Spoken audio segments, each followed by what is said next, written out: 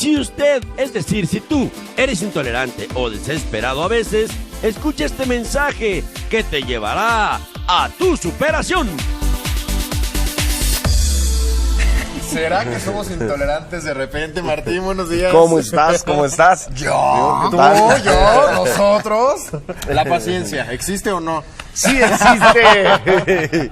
Sí Más nos existe. vale que la sepamos usar. Y más nos vale, de verdad, Es en difícil, serio. ¿no? Sí, sí, la paciencia es difícil y qué bueno que mencionas que es difícil porque justamente es lo que hay que entender, porque la paciencia la gente la confunde muchísimo con aguantarse, con esperar. Una con cosa es la serenidad y otra resignarse. cosa es ser pasivo.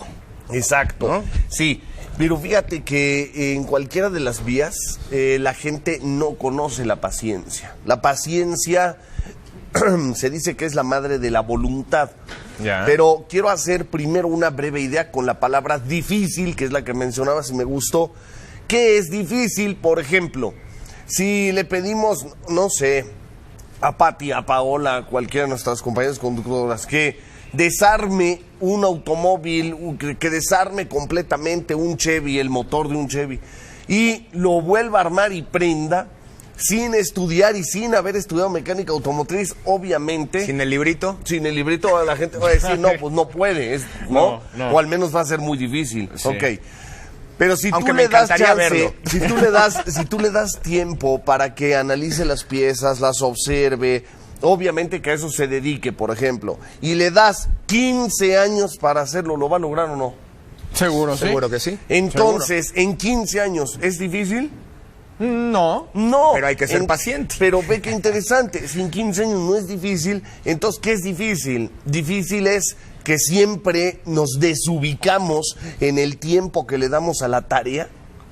Porque entonces, fíjate, a veces nos estamos poniendo las metas muy pronto. Sí. Entonces queremos a lo mejor hacer dinero en 6 meses y entonces la vida la sentimos difícil.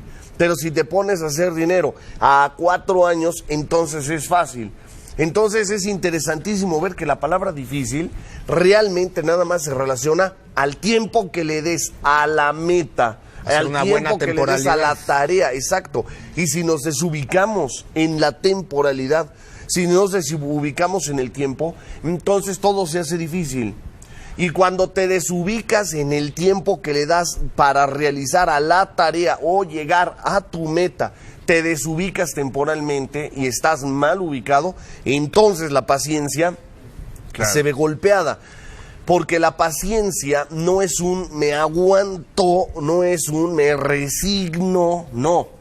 La paciencia debe surgir lindo, debe brotar naturalmente del alma al comprender los tiempos de la tarea, al comprender que no soy experto y voy a aprender algo nuevo y que va a haber una enorme cantidad de errores. Y desde mi consejo, la paciencia va a surgir cuando tú no te pongas tiempo. A ver, Martín, voy a hacer un ejemplo, Sí. a ver si queda. Un empleado de cualquier oficina, yo estoy empleado. Entré a trabajar, estoy muy contento y de repente empiezo a ver que esa empresa le da oportunidades a la gente que labora ahí a largo plazo, ¿no? Los empiezan a ascender y entonces de un ejecutivo para ser gerente a director, lo que sea.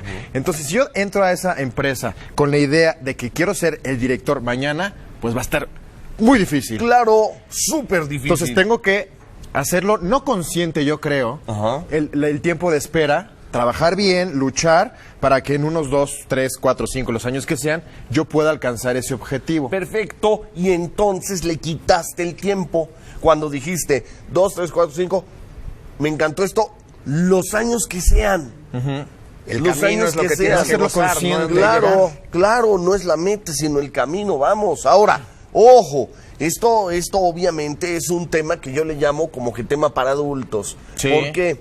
Porque hay que tener la inteligencia suficiente para saber que, aún sin asignarle tiempo a la tarea, saber que el camino en el que estás sí te va a llevar a donde quieres Llevas la llegar. dirección. Porque muchas veces te metes en un empleo que sabes que no va a haber ascensos, que no hay crecimiento, que no hay incremento salarial, que no hay nada de esto, y ahí estás por miedo.